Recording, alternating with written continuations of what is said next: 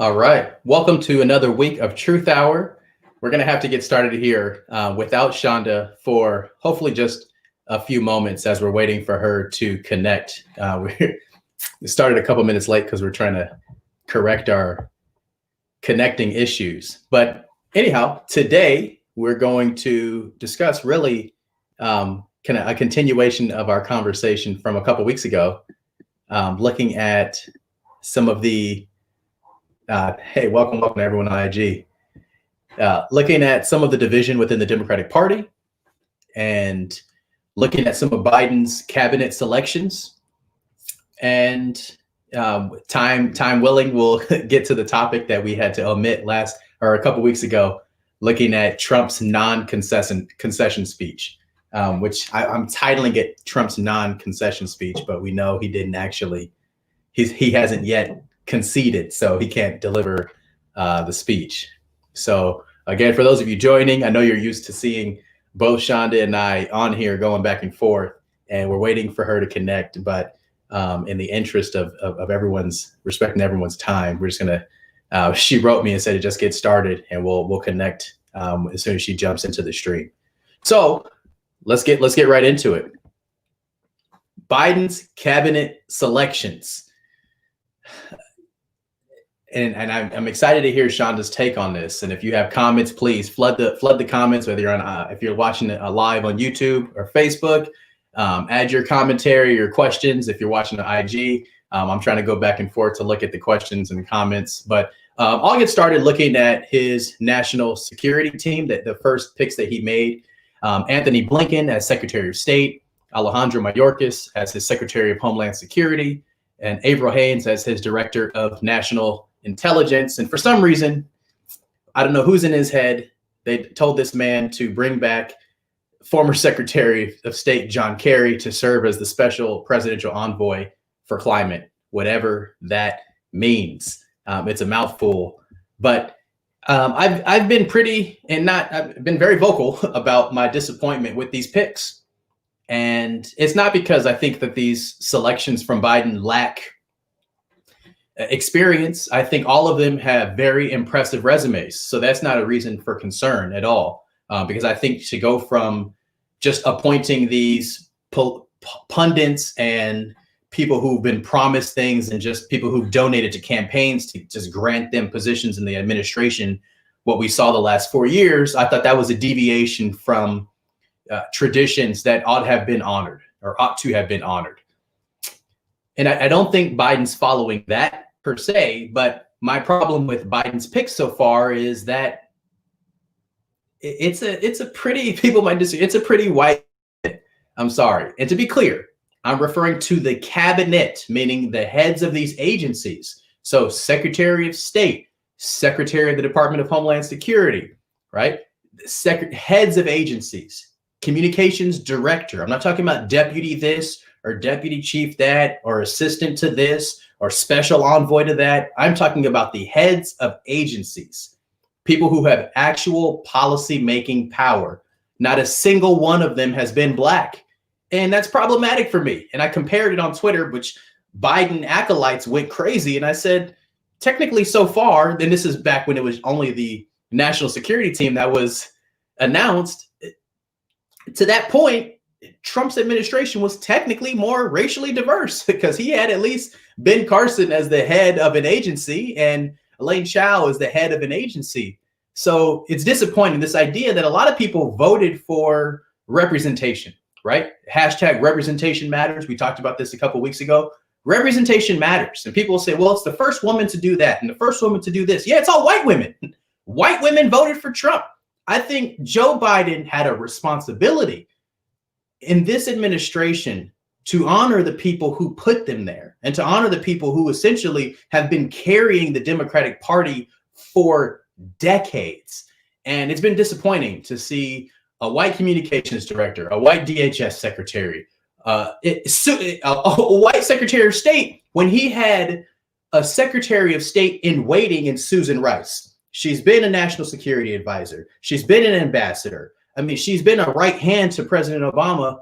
I mean, there's not a more qualified candidate in this country to serve as Secretary of State. So I've been very disappointed with the pick so far, and people have been reminding me, Cliff, it's early. Cliff, it's early. Cliff, it's early. But is it early? I mean, if we run down the list, he's already announced, again, like I said earlier, Secretary of State. He's announced his Director of National Intelligence. He's announced his Secretary of Homeland Security. He's announced his National Security Advisor. And I don't see the diversity I was expecting. He's announced his Communications Director. Heck, he could have thrown a bone and made his White House press secretary a person of color. Nope.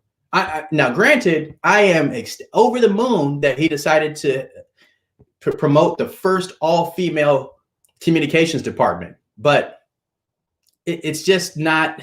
I mean, yeah, great. It's an all-female communications department. I don't see the representation that I was looking for. And then if we look at his Secretary of Treasury, Janet Yellen.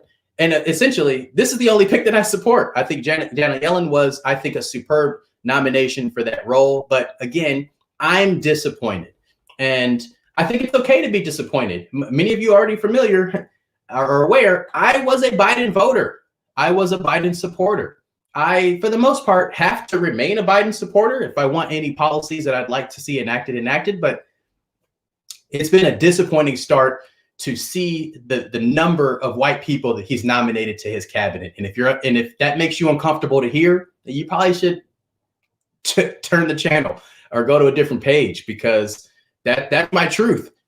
And the reason that that's my truth is for this main reason. The Republican Party can win 0% of the black vote and still win elections. That's not the case for Dems. And you saw a rise in black voters shifting over to the Republican side in this election. So much so that I think it was 16% of black men voted for Trump. That's astounding. But it should make Democrats have some pause, right? We should reflect on what led to kind of that. I won't call it an exodus because it wasn't that dramatic, but what led to that volume of black male voters shifting over to the Republican side. And I think representation can be a factor. And I'd like to hear from some of you, like, what do you think is contributing to some of these selections from Biden? And it can't just be experience, because that would insinuate or imply that there aren't very capable and available black and brown options to head these agencies. I think that's disingenuous and insulting, because we know there are. And I gave one example, Susan Rice, great example. I think Tammy Duckworth would be a great Secretary of Defense if Biden has the guts to put her in that position. So the difference is, to go back to the analogy of comparing Republicans to Democrats in elections, Democrats cannot win elections without carrying the vast majority of the black vote. So why would you not put them in positions of power after you win because of their support? This is what doesn't make sense to me. This is what I'm struggling to comport with. There is no Democratic Party without black voters, period. There is a very well and thriving Republican Party without black voters. That's the difference. So I don't understand, when Biden has a prime opportunity to empower black people in this administration, he's not done it. I mean, the only Latinx person we see so far nominated, Mayorkas, I mean, it's a white Cuban who didn't. I mean, I'm sorry. It's not. This is not what we're talking about when we're talking about racial diversity. But I'll move on until I hear from. See where we are with Shonda getting her connection situated. Okay.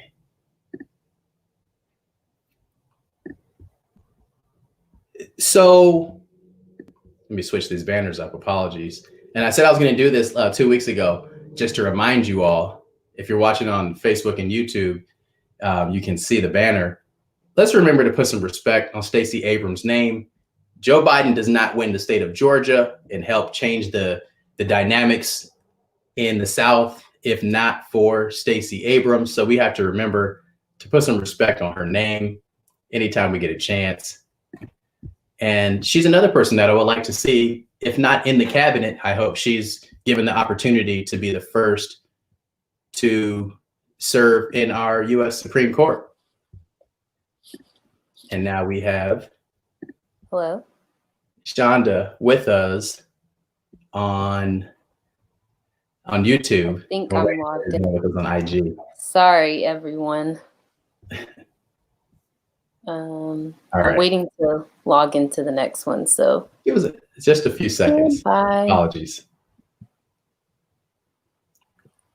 If you're tuning in live on YouTube, we appreciate you. We'll be back.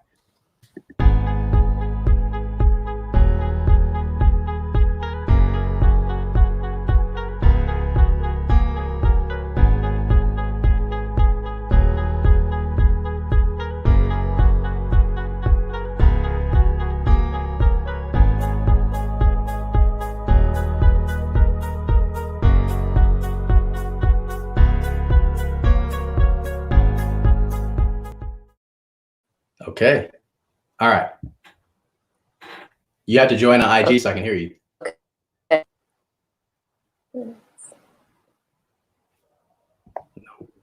This has been a day, so give me a second. I'm trying here. Should I just? Okay. I think.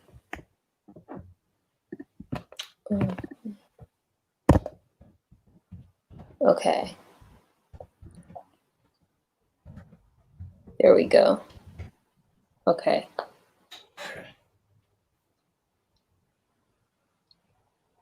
There we I go. just requested to join the conversation.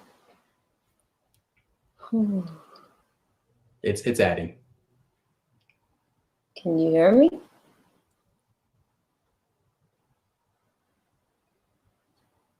It's could be my connecting Wi-Fi now on Instagram.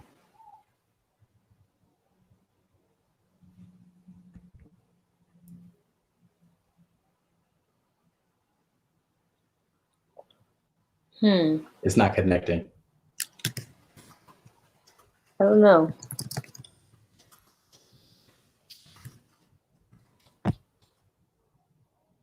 Okay.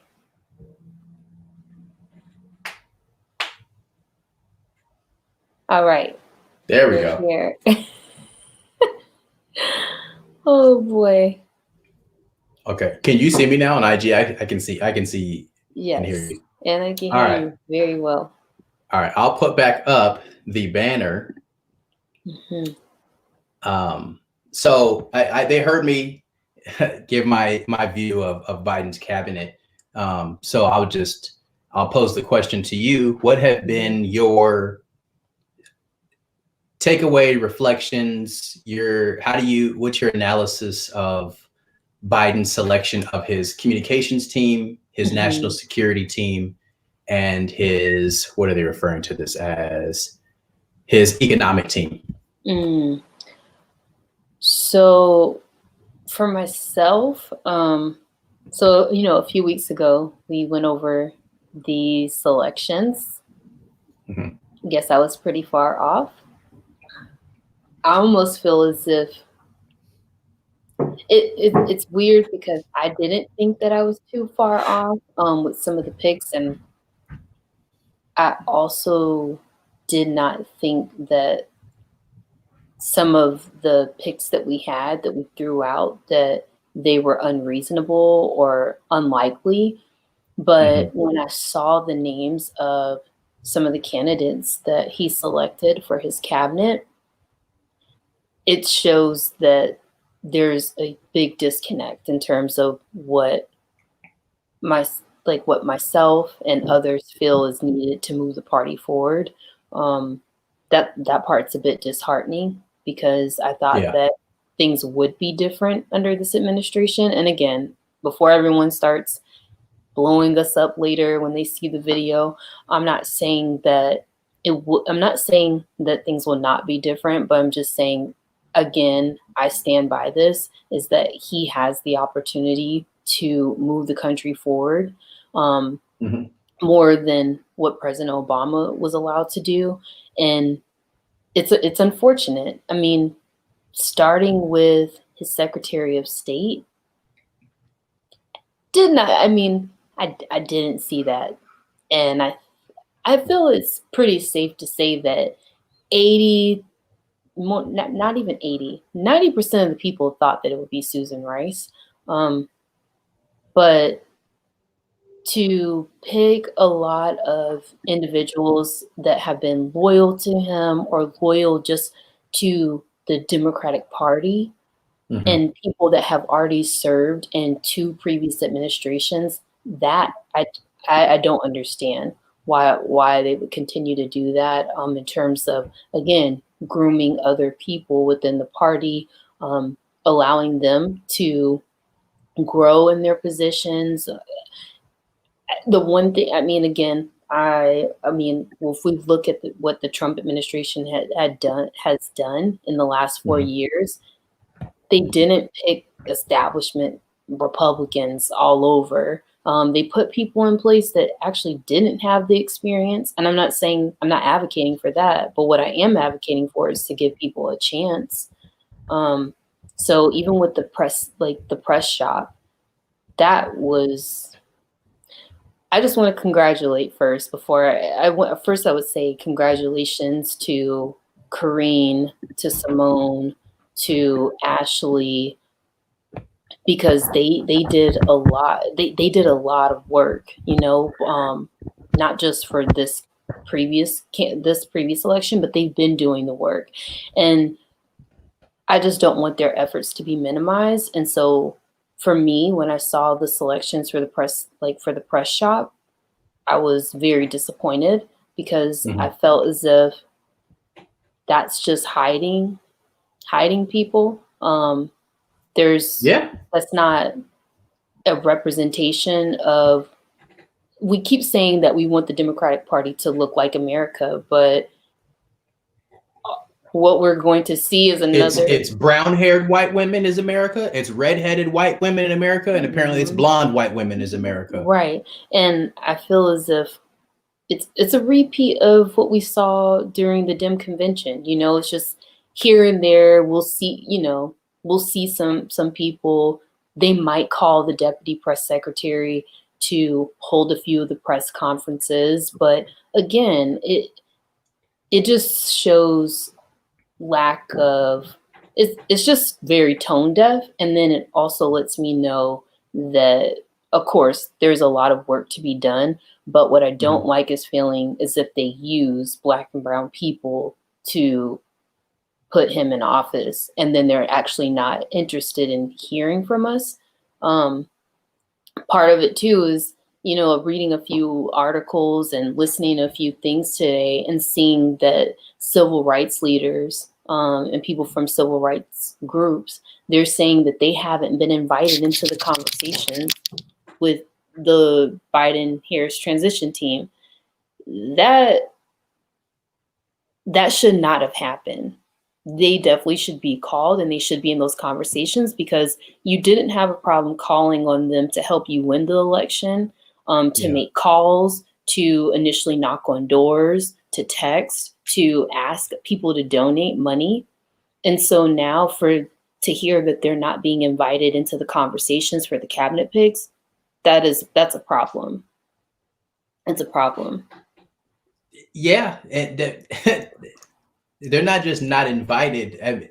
Essentially, my biggest problem with his pick so far is that, like you said, he's using these Black and brown faces almost as props to cover up his misdoings.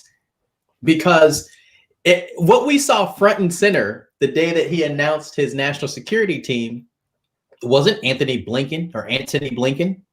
It was Linda Thomas Greenfield. It wasn't John Kerry. People had to dig. I talked to people and it's like, did you know this man put John Kerry? Right. Yeah, that's 78-year-old Massachusetts. Yeah, that John Kerry is now in the cabinet in 2020. Yep. Right. Again. To do what? To talk about climate change. A 78-year-old. Because he rode a bike to work means that now he's qualified to serve as the special envoy for climate. I mean, give me a break. It's laughable, right? Like, this is the best that Biden could come up with for a special envoy to, I mean, throw your young voters a bone. We could probably name a dozen people that could do this job. There's no reason that he needed to put John Kerry in this administration, unless he just wanted to have somebody older than him in the cabinet so that he didn't feel like he was always the elder statesman. But actually, no, Biden had his birthday a few months ago, so he is older than Kerry by a couple months. Yeah. But that's irrelevant. But yeah, I mean, but again, with that issue, the fact that they weren't forced to talk about the issue as heavily because COVID, took precedent during this election. But knowing that this is a big issue, just talking about climate, energy, I would think that there was a number of candidates that they could have looked to. And so it's interesting. It's not just interesting. It's just they've missed the mark, like, yet again. This is John Kerry being in a 2020 administration is tragic. It is, because I just feel as if, so you went through the entire, I mean, what did the list look like? And again, who is in the room advising him? Who's in the room? Who's in the room putting names like in the bucket or just on the list? If it's gotta be a mediocre white dude, why not Beto O'Rourke? Right? Why not Pete Buttigieg? Like, if it's gotta be a mediocre white dude, like, we could think of a few others. I don't see why it's gotta be that dude. But yeah. And so thinking about Georgia, and me, I'm not very optimistic. What Stacey Abrams did was wonderful. I'm not very optimistic about Georgia. A comment said John Kerry's the worst. I don't think John Kerry's the worst. I just don't think that he deserves a place in this administration at this time. No, Kerry wasn't in the Bush administration. Yeah. He served as Obama's John Kerry served as Obama's Secretary of State after Clinton left after the first administration, because Obama wanted to appoint Susan Rice, but Mitch McConnell blocked her. Susan Rice was already primed and prepared and ready and able to perform the task like she should be this time if given the opportunity. But now I lost my train of thought because I saw that comment. Yeah, I see that. I don't know. I guess but to move, wasn't he? Oh, he's still wet. Oh, that's fine.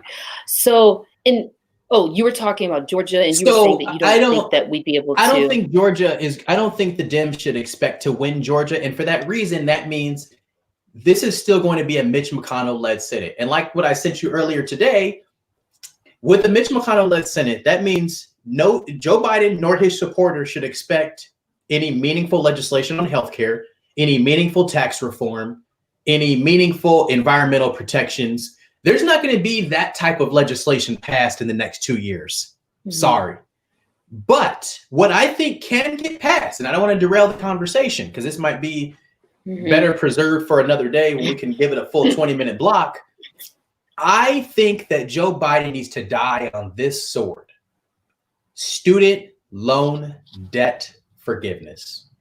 Because of all the issues, that one ought to be bipartisan. And I wrote this online today. I said, because somebody responded and they said, so you're saying that if Biden passes this, he's going to lock up the Democratic vote, the youth vote for Democrats for years to come, then why would that get passed? It gets passed for this reason.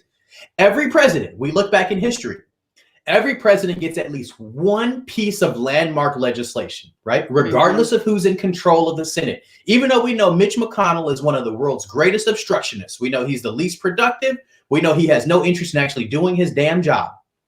Everyone gets one. And if Biden's only going to get one piece of legislation, I think that should be the one that he dies on, for political reasons and because it's the right thing to do. Because he's not going to. You have to tempt. No, I was just going to say, why don't you give them context for the art? The the piece that came out today with that? So there are, what are we looking at? Like 600 million Americans that have acquired student loan debt, from varying from $5,000 to $500,000, believe it or not. And that can be erased. And it's not going to, make our economy bottom out. It's not going to have an adverse impact on the market. It's not going to affect small businesses or corporations. Yeah. It's not really going to have an effect on anyone but people with student loan debt, and that impact is positive. So if Republicans can consistently, administration after administration, advocate for tax reform that positively impacts the wealthiest among us, this is something that can kind of, I think, extend an olive branch to folks who have already been struggling, exacerbated by this COVID crisis. If you're not going to get any piece of meaningful legislation passed, I don't see why Biden doesn't say this is going to be the issue. I know he wants to be the president that finds a cancer cure. I know he wants to be the president of all people, whatever the hell that means. I know he wants to be, he says all, and it's great. I think it's a bunch of wonderful rhetoric that helped him win the election. But now it's time to get down to brass tacks and to be reasonable about what can happen, right? And I think our expectations of him have to be tempered with consideration for who's in charge of the Senate. And what's your take on? So I got a question for you. You might. Well, no, I want to respond to that. Go ahead. Okay. Is the question related to all that you just said, or no? It's related to student loan debt. Okay, go ahead. So there's opposition to this idea that an administration would pass a law that would eliminate student loan debt. But the opposition really is about folks who have already paid off their student loan debt. And I guess my question to you was, do you think that is a justifiable reason to refuse to support such a legislation that would help 600 million Americans? So the people that, what I wanted to say, and I will answer the question, is this was also based around the comment about how many the corporations that they had bailed out, right?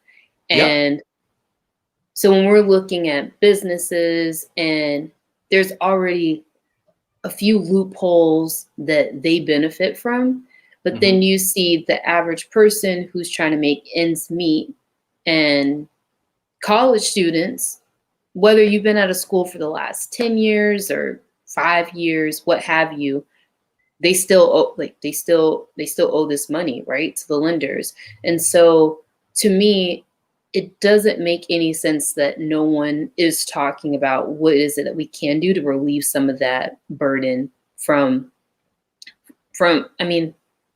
college students or whatever situation you're in. So it's not just college students, but people that have student loan debt. It makes no sense that we don't talk about it. It comes up sometimes in elections, but I think because of what happened in this election, again, with COVID, and then Bernie Sanders not becoming the nominee, that was just something that was then pushed aside. But I think that if we're talking about what it can do for the economy, again, it's all about how you do your messaging.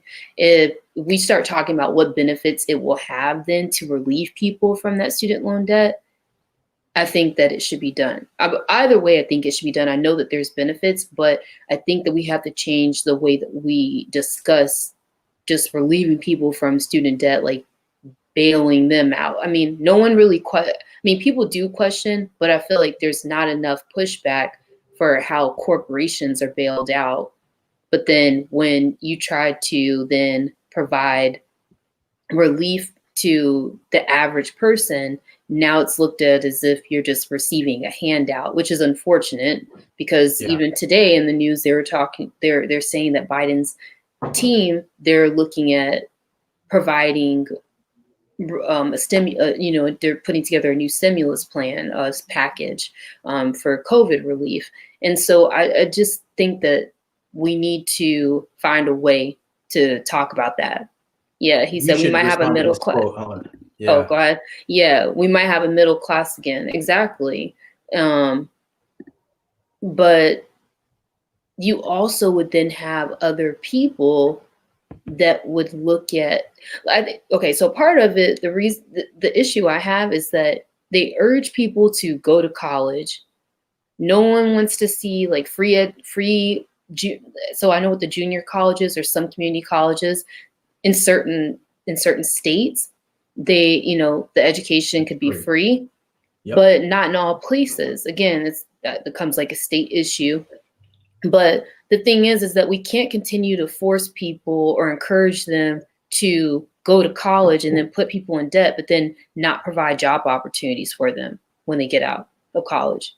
And then also not paying them wages or salaries that will allow them to not to sustain themselves so that they can live, right? Mm-hmm. Then if you choose to start a family at whatever age you decide to have a family, so you have to take that into consideration. And then you want to buy a home, that's further, I mean, that's a debt that you owe there. Then you're still looking at your student loans. And so it's like all of these things where I just feel like we continue to pile these, you continue to pile these things onto the middle class. And so at that point, it's just, what incentive does someone have then to go to college?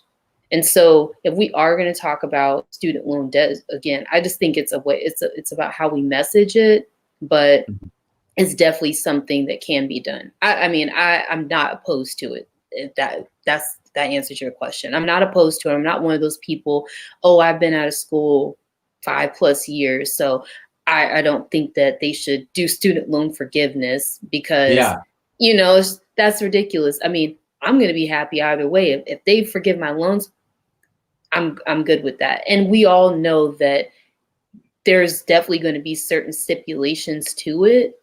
So, I mean, I'm gonna go back to this commenter. Mm-hmm. It's gonna create the reason I love this comment is because even if it doesn't create a middle class, because I think that's a whole nother longer conversation. What it does, to me, this whole conversation is insane because forgiving student loan debt benefits everybody. Because what it means is people whose paychecks, the majority of their paycheck goes towards paying off this debt. Now they can put it into the economy. So let's say maybe Gavin owns a business or you want to start a business or you own property. Yeah. Everyone benefits because now maybe I'm in the real estate market. Now I'm looking for a house. Yep. Exactly. So if we're taking this, because essentially right now, who gets the money? The federal government, Sally Mae, and I forgot the other company. So really it's 3 institutions that are benefiting from what is this essentially this crime. Because like you said, we cannot sustain ourselves for many industries without earning a certain level of education.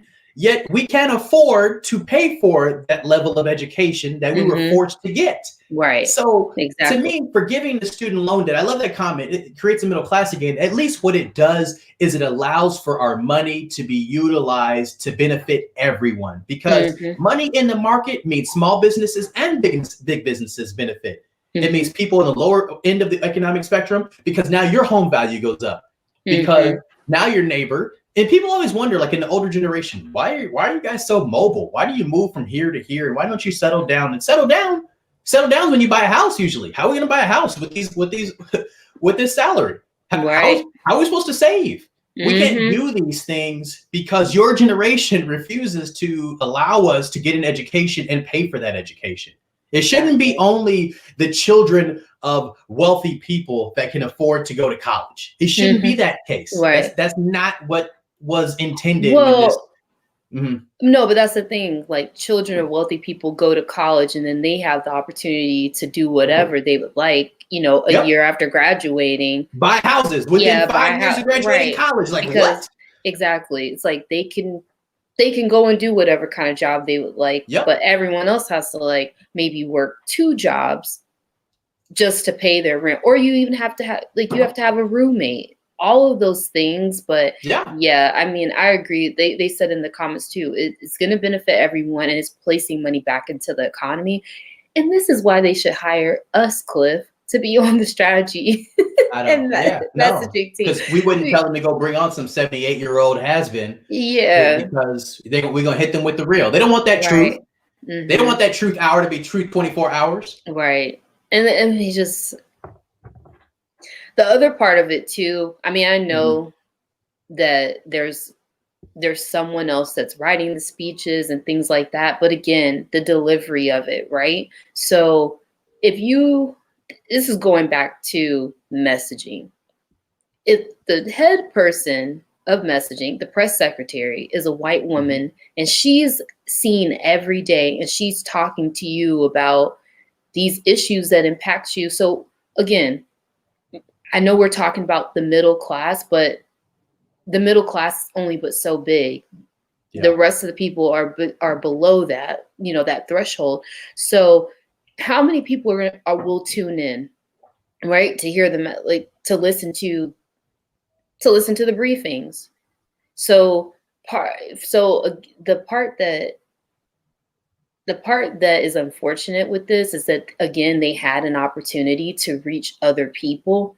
Yeah. And within in America, and I'm not just saying like Black and brown people are the only ones that are below that, that are in that poverty threshold. Because again, the middle class, like when you consider someone middle class, that number is not as big as we all think it is. So the poverty threshold, I mean, especially like what is considered poverty, is definitely it's definitely below $35,000. So think about that average what's one individual in a household.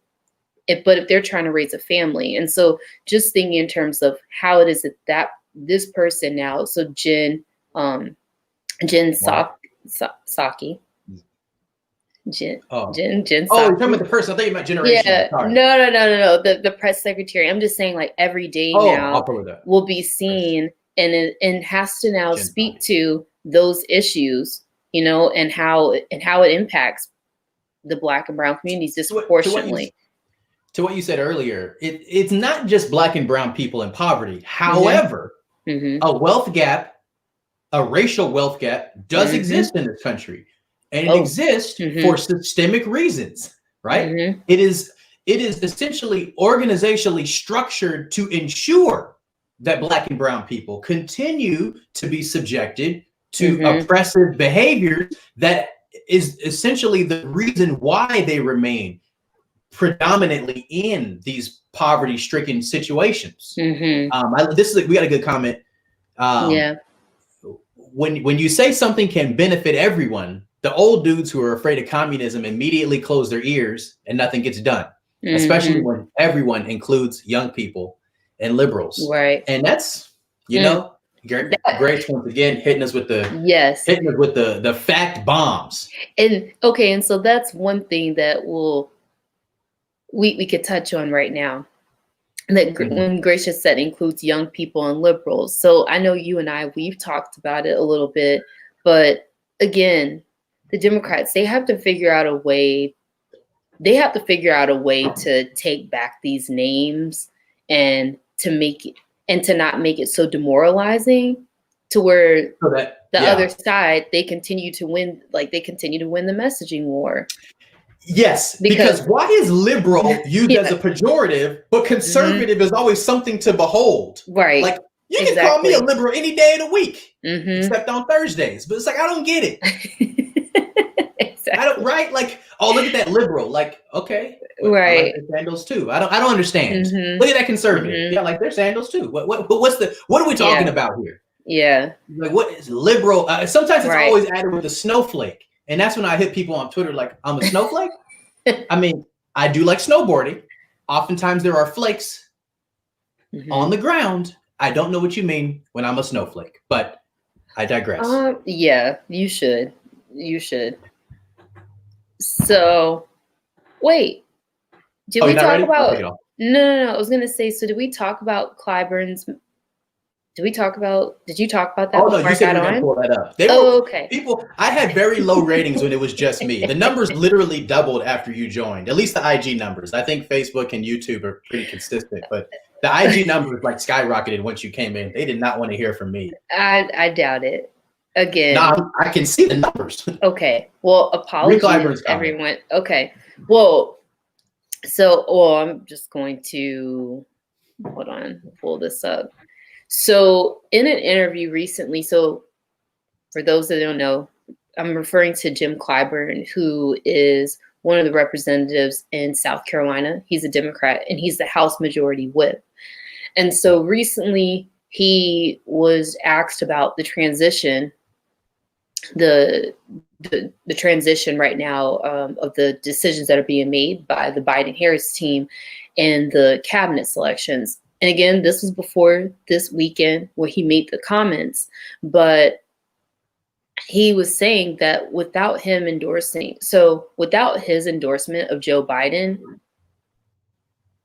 President-elect Biden would not be in the position that he's in, had it not been for his endorsement earlier in the year. And he was saying that they should be invited into the conversations for cabinet picks, and how he's disappointed so far that they haven't seen many Black people or people of color in higher positions within the cabinet. Because as he was saying before Sunday, again, I'm going to continue to preface that this comment was made before this weekend. Mm-hmm. He was saying that the positions that Black people were given were ones that were high staff positions. But again, those are not positions. Yeah. Not cabinet. Yes, staff positions. And so it goes back, to what we were saying earlier in terms of how they utilize members, some of the Black leadership, to build these coalitions, and also some of the Latino members, they use them as well to build these coalitions of voters to come out, but then they are not inviting them again into the conversation for any feedback in terms of, cabinet picks. And so it is alarming when we still have, you still have to pick a Secretary of Agriculture, a Secretary of Housing, Secretary of Education. And so I don't know what that means moving forward, because I'm glad to see that people are not afraid to speak out, because again, it's the transparency, right? It's transparency, it's integrity, and it's them being honest about where they're at. So I was glad to see that he was completely transparent and saying where they're at, just like the NAACP. You had the president from the NAACP, they put out messaging. You had other civil rights leaders, they're speaking out, because it's enough. Yeah. So basically what you're saying is that Clyburn has somebody reading my Twitter feed. Because it sounds like what you wrote, I was like, that sounds like what I tweeted verbatim. Mm-hmm.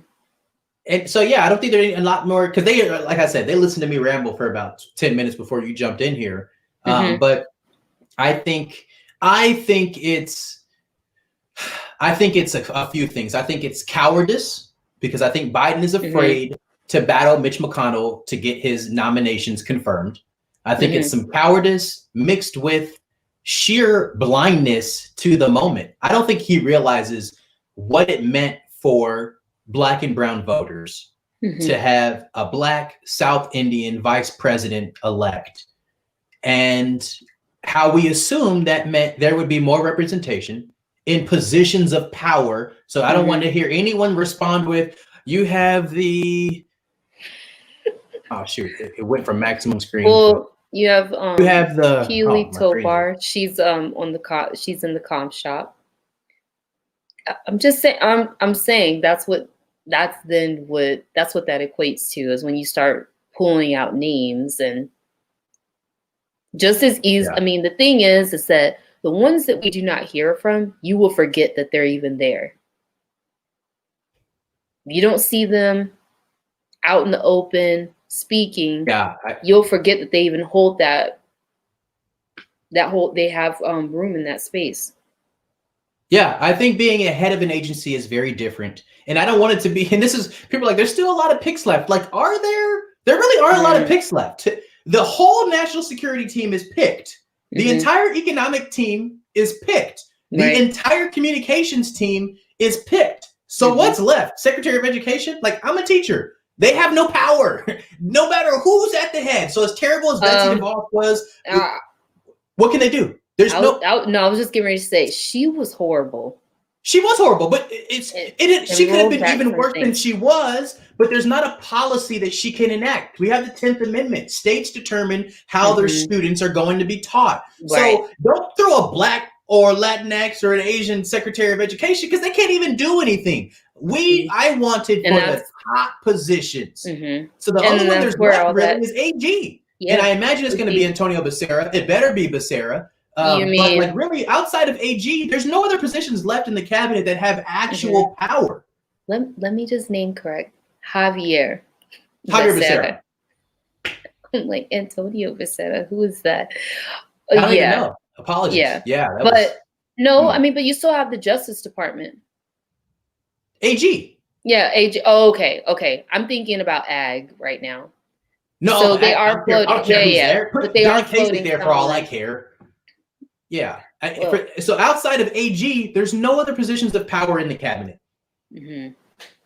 None. Yeah. And I mean, that's where I know that's where a lot of the blowback came from over the last 2 weeks from the groups, is because they saw it happening slowly. And then also to announce your picks for your press shop over the weekend.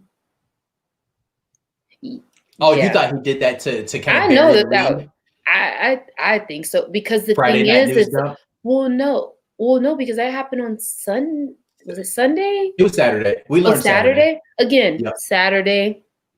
And then again, same thing that happened with John Kerry. So certain people they weren't the face of the article. The headlines that they were running, they put Simone Sanders' name on there. Yes, that's the same thing. Because when I saw communications team is picked by Biden, and then I saw Simone Sanders, and I said, finally, he did something right. And then I went to the actual post, and I was like, wait, she's the deputy. Right. Exactly. Why do they have this woman's name at the top as if she's actually got some power? No, she's just another face in the office. Right.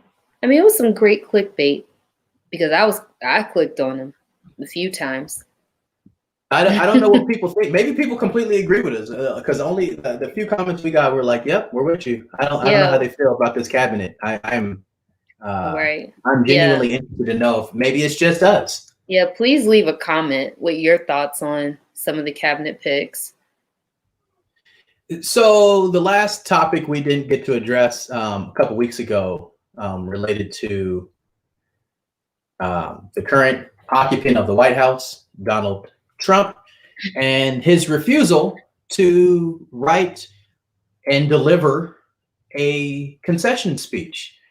Now, since our last show, we had some news of the president of Mr. Trump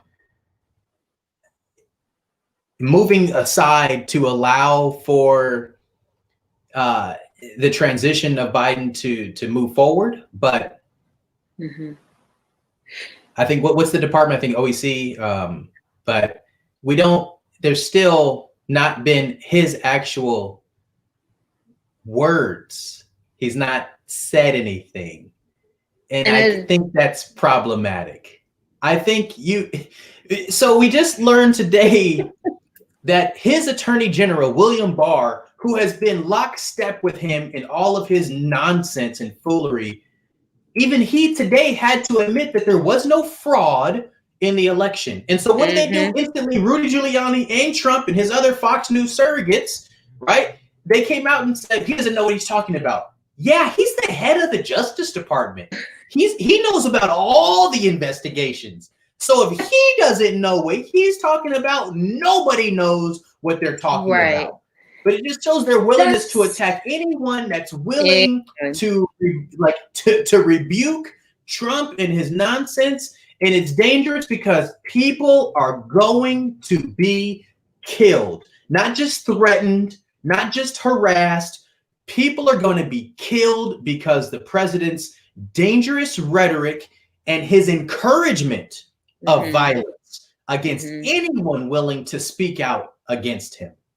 And that's why I think this concession speech is long overdue and necessary, not just so that the country can try to move forward, but because there are people who have like genuine beliefs that this election was somehow stolen from Trump and that they now have a responsibility to correct this nefarious like deed.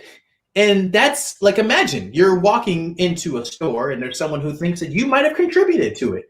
Because if Pizzagate can influence somebody to go into right like a pizza parlor with loaded weapons looking for pedophiles, people can definitely get behind this idea that an election was stolen from this demagogue.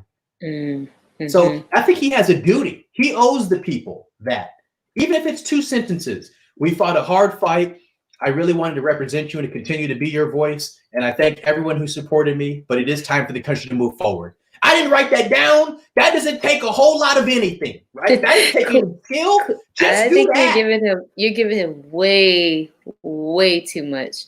He does not do that. If he can go golfing every weekend, he can write a 30-second speech via Twitter. And I just don't. That's asking a lot. It's asking a lot. I mean, let's think about. I mean, it's asking a lot for him to be. For him. Exactly. It's asking a lot for him to be logical. As over the last few days, we've seen states solidify the results, and we've continued to see, I mean, after states solidified their results, and then, like you said, the Attorney General, he came out, he made a statement, and then you saw what happened from Trump's legal team.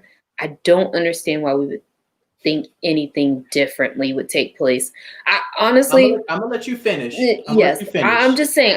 Let's not call Rudy Giuliani legal team. His legal team, right? But I'm just saying, the people that are representing him. Okay. Is that better for you? I mean, I'm definitely not giving him any credit, but again, like they said, people will say anything. I heard someone say this last week. They were saying they will argue anything in the court of, public opinion because they're not in front of the judge. Like no one then they're going to say all of these things. They're getting their base all riled up, but they have nothing. And so I think as long as they can continue to do that, it will actually, I mean, it's going to help them for 2022 midterm elections. No, I'm saying like, I think that it's a strategy that he's going to use, whether he chooses to run in 2024, whether one of his family members decide to run. I don't know, but it's definitely keeping control over the Republican Party and the narrative that they want to run with, which is unfortunate. I don't think you're wrong. But my question is, why does this benefit them, right? Like, why would promoting tyranny benefit you in an election? Right. And this is what I don't understand. Like, there's a dissonance. Like, there's a disconnect for me between individuals learning that a party that they support is actively attempting to thwart the will of the people. That is somehow going to advantage them in an election. That doesn't comport with reason for me. But these are the same people that call themselves patriots. Well, I think better, there's been a bastardization of that term. Yeah, but that's what I'm saying. It's okay when they call themselves patriots, but then when everyone else is saying we want to protect democracy and the integrity of the elections, we're not patriots. So it's again like the terms that are thrown out here. Yeah. During these, during the elections or even outside of just election years. Go ahead. Oh, you're keeping. It's about that time. It is, but because we have an audience, I threw something up on my Instagram because this was the wild card. I wanted to find out for some people. So a few weeks ago, Cliff and I, we were talking about food, and this is so random. This is outside of politics. Is this about Mac? We're going to talk about the Mac. You brought that up. I was going to bring up the Mac. We're going to talk about these green beans, though. I need to know how many people think it's okay not to season green beans. I need to know in the comments. Whoa, you can't set it up like that. Okay. Remember, Hold up. I had what were you seasoned making? the garbanzo beans. Mm-hmm. I had seasoned the quinoa. The only thing that wasn't seasoned was the green beans. Tell them the name of the dish that you were making. What was it again? I just made it. So first I heated up the quinoa. I put that as my base. Mm-hmm. And then I had on the skillet, I had mixed onions with butter and cayenne pepper and some paprika and black pepper with the garbanzo beans. And then I put that on top. And then I just heated up a can of green beans and threw it on top because everything else is seasoned. Why would I season the green beans? And lime. I use lime on the garbanzo. Man, I wish folks were hitting up these comments right now because I need answers. That was like some of the best eating I done had in a year. It was amazing. Oh, okay. Well, because we don't have comments, we're gonna save that. We're gonna save the macaroni. But I want the question to be clear. Are you asking them, do they think it's okay to not season the green beans? Yes. And then because of course it's okay. Hold on. But then because I actually, so Cliff, if you were to eat hot beans. The green beans. The garbanzo beans were seasoned. I'm just talking about the green beans. Mm-hmm. But the thing is that I said, well, Cliff, what happens if you eat the beans on the side? You would season them, right? Yes, but they weren't on the side. It was all part of one giant dish. Okay. I just piled it on top. We'll talk about that macaroni and cheese on next week on Truth Hour since we're almost at time. I promise you, half the people in here are going to be completely with me on the macaroni. And I don't know those people. Because that macaroni came out bomb. I'm glad I took pictures. I'm going to put it up on the banner. Because that macaroni came out fire. Julia Child would have been proud of my macaroni. That right there, because you use Julia Child, let's not talk about, you know what, who wouldn't be okay with it? Aunt Patty. You know who would be? Aisha Curry. And with that. First off, bad example. She can cook. On that note, we're going to hang up. We're going to close out. There will be no Curry slander in this house. I know we're in different houses. All right. Thank you all. Thank you all for joining. Oh my gosh. Oh, somebody wrote comments are off. You better season them green beans. No. Oh, who wrote that? Truth and Nobility. Oh, yes. That's my girl. Thank you. You don't season them for what? I'm hanging up. Mm-hmm. I'll say thank you guys for joining. Thanks, and we'll see you next time.